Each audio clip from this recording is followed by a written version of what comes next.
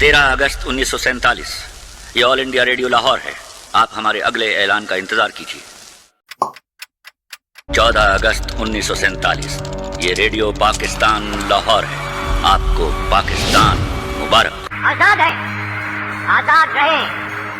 آپ لوگ اس ملک پاکستان میں اپنی عبادت گاہوں، مسجدوں یا مندروں میں جانے کے لیے. سال تھا 1947. برے صغیر کے گلی کوچوں میں ایک عجیب سا سکوت تھا. جو لوگ کل تک ایک دوسرے کے ہمدرد تھے آج ایک دوسرے کے جانی دشمن بنے بیٹھے تھے. جہاں پیار، محبت اور عزت کے رشتے تھے وہاں آج ایک دوسرے کے لیے دشمنی کی آگ بھڑک رہی تھی. لوگ اپنی جان بچانے کے لیے اپنے گھر بار سب کچھ چھوڑ کر بھاگ رہے تھے. یہ بات ہے اس وقت کی جب بر صغیر دو حصوں میں تقسیم ہوا، پاکستان اور ہندوستان. یہ تقسیم دو ملکوں یا دو جگہوں کی نہیں بلکہ دو دلوں کی تقسیم تھی. 19ویں صدی عیسوی میں بر صغیر دنیا کے امیر ترین خطوں میں سے ایک تھا. یہاں کی زمین زرخیز، لوگ محنتی اور ثقافت شاندار تھی. لیکن 1857 کی جنگ آزادی کے بعد انگریزوں نے اس خطے پر مکمل قبضہ کر لیا. انہوں نے صرف حکومت نہیں بلکہ ذہنوں پر بھی قبضہ جمانا شروع کیا. نئی تعلیمی پالیسیاں، عدالتوں کا نظام اور سب سے بڑھ کر ایک خطرناک کھیل، تقسیم کرو اور حکومت کرو، ڈیوائیڈ اینڈ رول. ہندو اور مسلمان صدیوں سے ایک ساتھ رہ رہے تھے لیکن انگریزوں نے آہستہ آہستہ ان کے درمیان دیواریں کھڑی کرنا شروع کیں. وقت گزرتا گیا اور مسلمانوں کو احساس ہوا کہ اگر وہ متحد نہ ہوئے تو ان کا مستقبل خطرے میں ہے. 1906 میں آل انڈیا مسلم لیگ کا قیام ہوا اور ایک نئی سیاسی طاقت ابھری.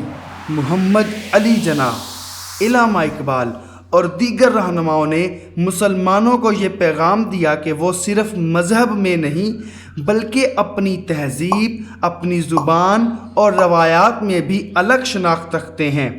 یہی سوچ آگے چل کر دو قومی نظریہ کہلائی. 1930 کی دہائی میں آزادی کی تحریک تیز ہوئی. دوسری جنگ عظیم کے دوران برطانیہ کمزور ہو چکا تھا اور بر صغیر کے لوگ آزادی کے لیے تیار تھے. لیکن اس وقت تک ہندو مسلم کشیدگی ایک نیا رخ اختیار کر چکی تھی. جہاں ایک طرف کانگریس ایک متحدہ ہندوستان چاہتی تھی وہیں مسلم لیگ ایک الگ ملک کا مطالبہ کر رہی تھی. انگریزوں نے اس اختلاف کو مزید ہوا دی اور یوں ایک ایسا ماحول پیدا ہوا جہاں تقسیم کے سوا کوئی حل نظر نہ آیا. 14 اگست 1947 کو پاکستان وجود میں آیا. خوشی کے نعرے گونج رہے تھے لیکن یہ خوشی آنسوؤں میں ڈوب گئی جب لاکھوں لوگ سرحد کے اس پار جانے لگے.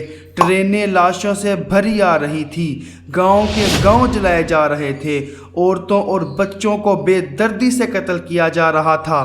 تاریخ کے سب سے بڑے مہاجر کیمپ لگے لیکن یہ زخم آج بھی تاریخ کے صفحات پر تازہ ہیں.